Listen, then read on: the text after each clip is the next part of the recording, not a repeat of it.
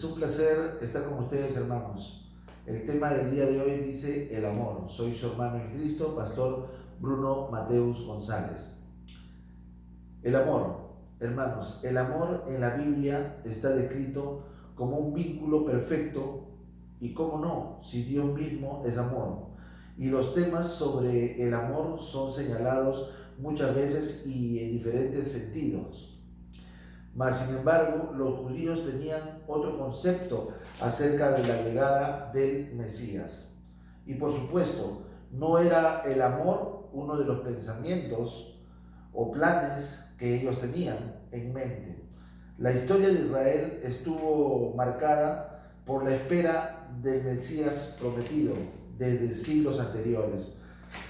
Bueno, en los momentos más duros de Israel, en el exilio, y en los momentos de fracaso, los judíos tenían la esperanza y ponían su confianza en el que vendría en algún momento, esto es el Mesías, a libertar a todo el pueblo, ¿no?, de la esclavitud que había en ese tiempo. Sin embargo, Isaías, ¿no? Vamos a ir a ver qué dice Isaías acerca de este tema, acerca del Mesías. Isaías dice lo siguiente, en el capítulo 53 y el verso 1, empezamos ahí, dice: ¿quién ha creído a nuestro anuncio y sobre quién se ha manifestado el brazo de Jehová? Subirá cual renuevo delante de él y como raíz de tierra seca. No hay parecer en él ni hermosura.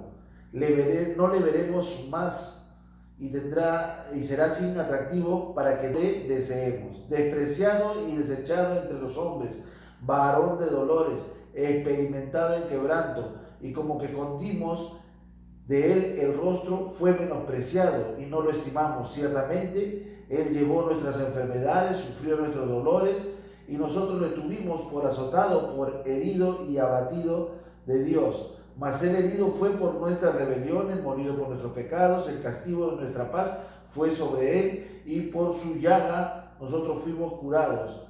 Todos nosotros nos descarriamos como ovejas, cada cual se apartó por su camino, mas Jehová cargó en él el pecado de todos.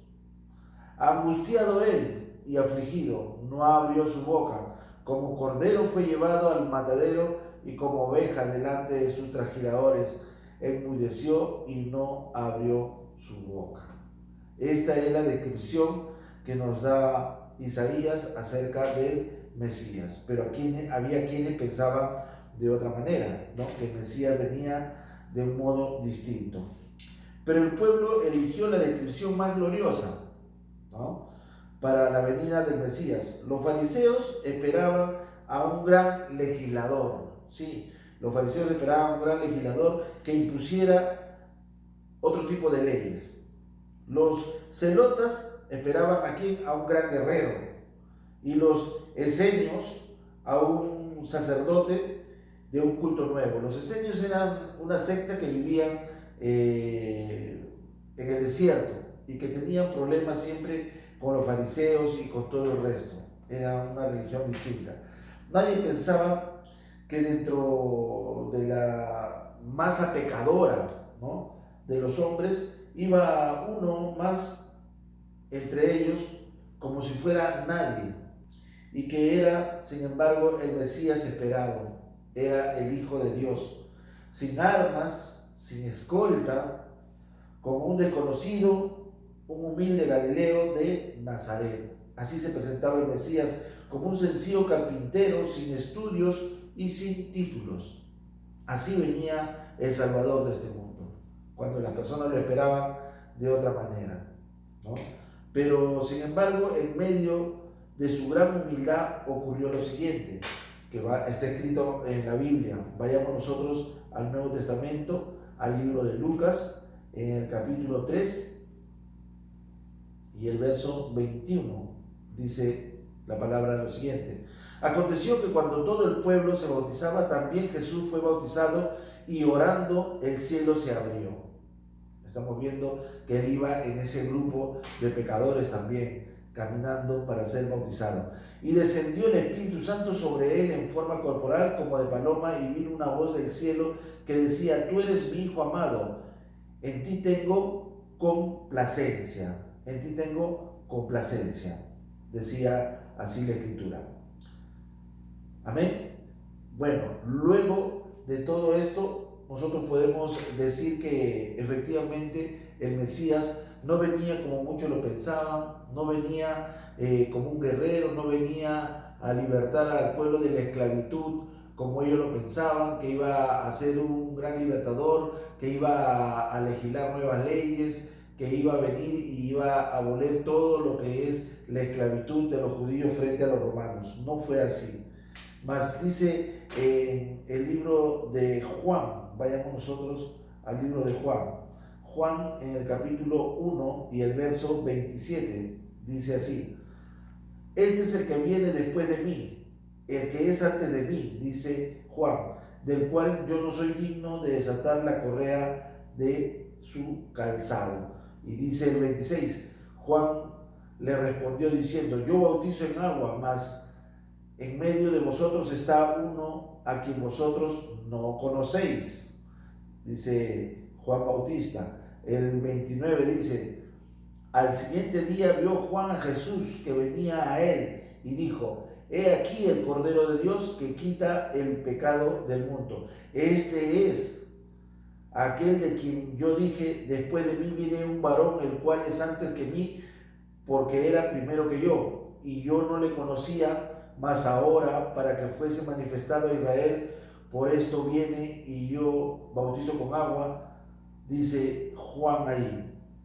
También dio Juan testimonio diciendo: vi al Espíritu que descendía del cielo como paloma y permaneció sobre él. Y yo le conocía, el que me envió a bautizar con agua, aquel que me dijo: sobre quien tú veas descender el Espíritu y permaneciera sobre él, ese es el que bautiza con el Espíritu Santo. Qué tremendo. O sea, Jesús es el que bautiza con el Espíritu Santo. Y yo le vi y he dado testimonio de que este es el Hijo de Dios, dice Juan. Qué tremendo, hermanos. Qué maravilloso, ¿no? Se da cuenta la forma en que lo enfocaba el mundo y la forma en que él vino es totalmente distinto. Por eso el Señor dice: porque mis pensamientos no son tus pensamientos, ni mis caminos son tus caminos. Entendámoslo bien. Pues bien, hermanos, qué tremenda confusión para los judíos la llegada del Mesías de un modo distinto al que ellos pensaban. Totalmente distinto. Es para que explote la cabeza a ellos y digan: ¿qué? ¿Cómo puede ser este el Mesías, no? Vayamos al libro de Juan ahora, al libro de Juan, en el capítulo 14 y el verso 10. Dice la palabra de Dios: ¿no crees que yo soy en el Padre y el Padre es en mí? Las palabras que yo os hablo no las hablo por mi propia cuenta, sino que el Padre que mora en mí, Él hace las obras, decía el Señor Jesús, explicaba a sus discípulos. Creedme que yo soy en el Padre y el Padre es en mí. De otra manera, creedme por las mismas obras, decía el Señor Jesús. Ahora, si Jesús es en el Padre y el Padre es en Él, tendríamos que ver nosotros quién es el Padre. Porque si Él se refiere al Padre, ¿no? Yo soy en el Padre y el Padre es en mí. Entonces, yo tengo que saber cómo es el Padre para poder entender cómo es Jesús. Y para esto, acompañen ustedes al Nuevo Testamento, a Primera de Juan, en el capítulo 4 y el verso 7. Atentos ahí, hermanos. La palabra de Dios dice: mi pueblo muere por falta de conocimiento. Y esto que estamos adquiriendo en este momento es conocimiento, hermanos. Esto es lo que usted tiene que saber para que usted no sea engañado por cualquier viento de doctrina, por doctrina de demonios. Dice así la palabra de Dios. Estamos en Primera de Juan, en el capítulo 4 y el verso 7. Amados, amémonos unos a otros, porque el amor es de Dios. Todo aquel que ama es nacido de Dios y conoce a Dios. El que no ama no ha conocido a Dios, porque Dios es amor. Porque Dios es amor. Entonces, si Jesús dijo: yo soy en el Padre y el Padre es en mí, Y si Dios es amor, ¿quién está en Jesús? El amor. O sea, Jesús también es amor. ¿Se da cuenta? Tanto el Padre como Jesús son amor. Dice, en esto se mostró el amor de Dios para con nosotros, en que Dios envió a su Hijo unigénito al mundo para que vivamos por Él. Dice, en esto consiste el amor, no en que nosotros hayamos amado a Dios, sino en que Él nos amó a nosotros y envió a su Hijo en propiciación por nuestros pecados. Amados, si Dios nos ha amado así, debemos también nosotros amarnos los unos a los otros.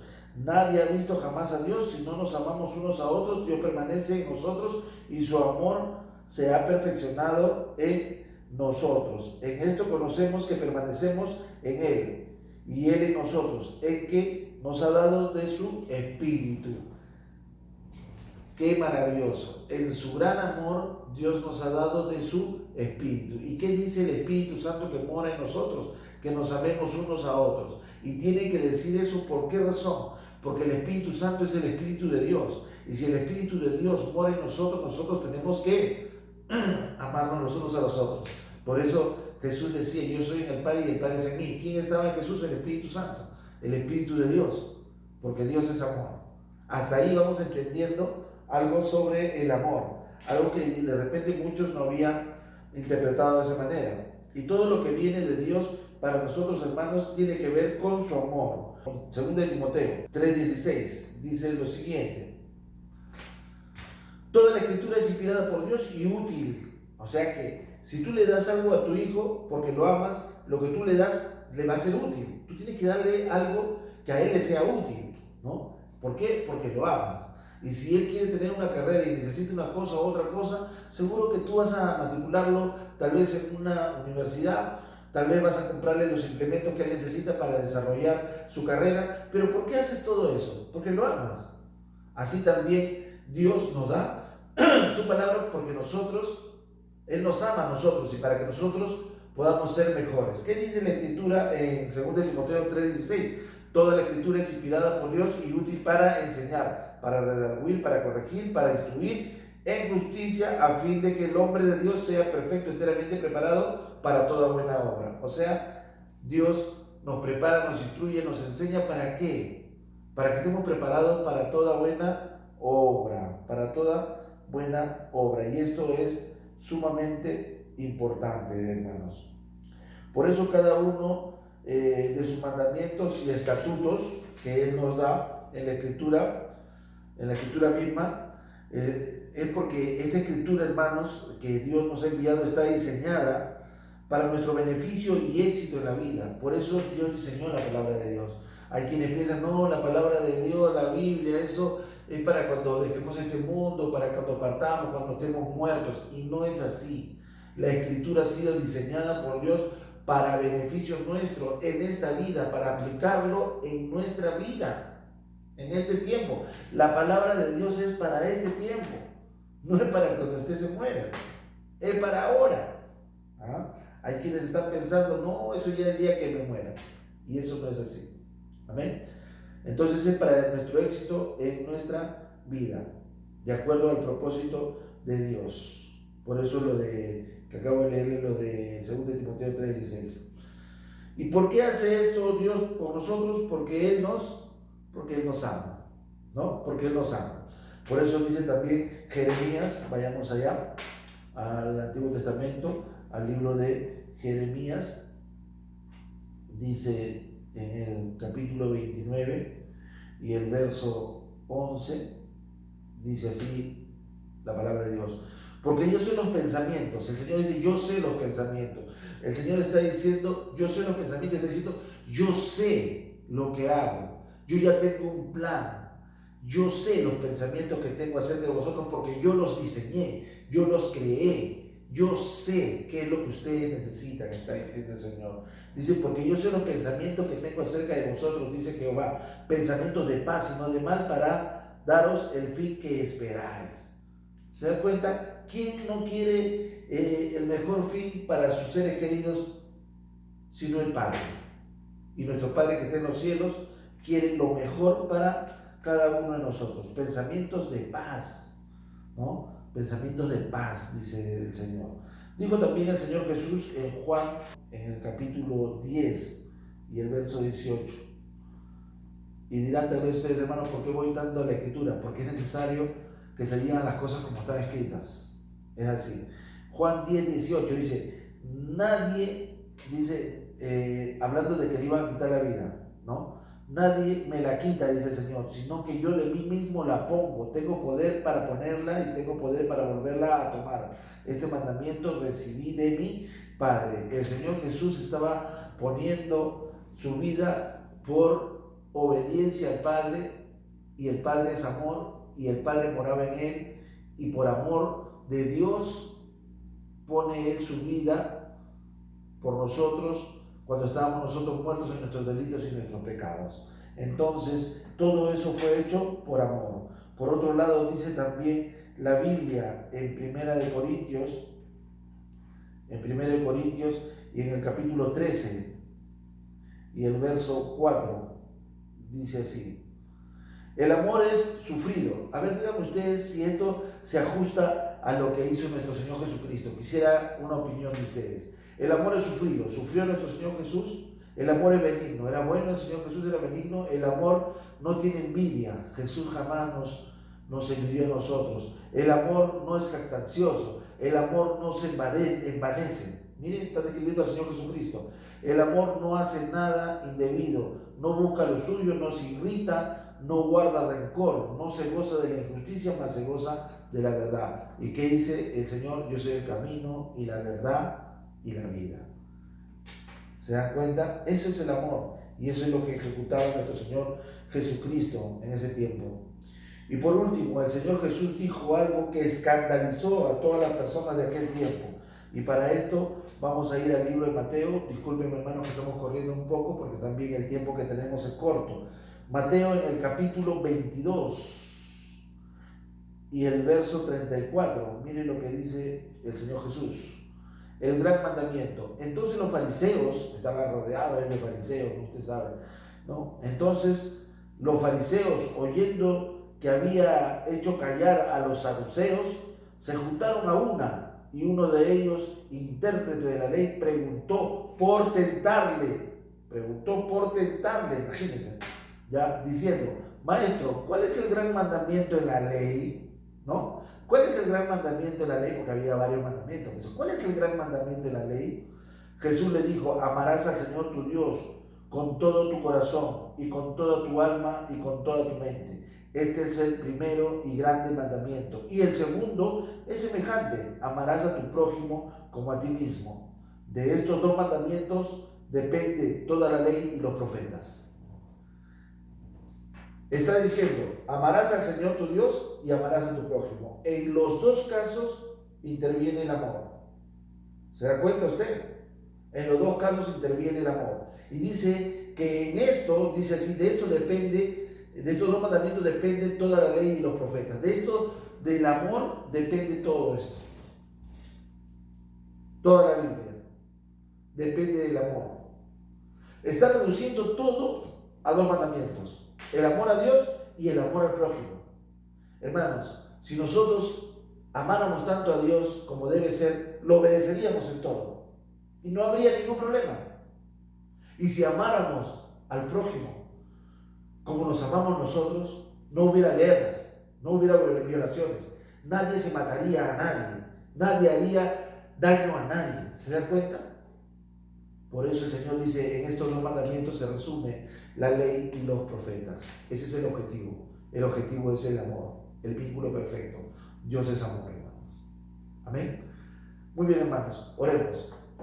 Padre amado, en el nombre de Jesús, te damos gracias, Señor, en esta noche por tu palabra. Te damos gracias, Señor, por enseñarnos siempre algo más. Te damos gracias, Padre, porque tú eres amor. Gracias, Señor, por el amor que tú nos das. Gracias por haber amado a cada uno de nosotros con amor eterno. Gracias por nuestro Señor Jesucristo. Gracias, Padre, por ese amor inconmensurable que tú tienes para cada uno de nosotros. Bendito sea, Señor. Gracias por tu amor, en el precioso y poderoso nombre de nuestro Señor Jesucristo. Bien, hermanos, te invito a que te suscribas a nuestro canal y nos des un like para seguir llevando la palabra de Dios a más personas. Que Dios te bendiga y te ame en el amor de nuestro Señor Jesucristo. Amén.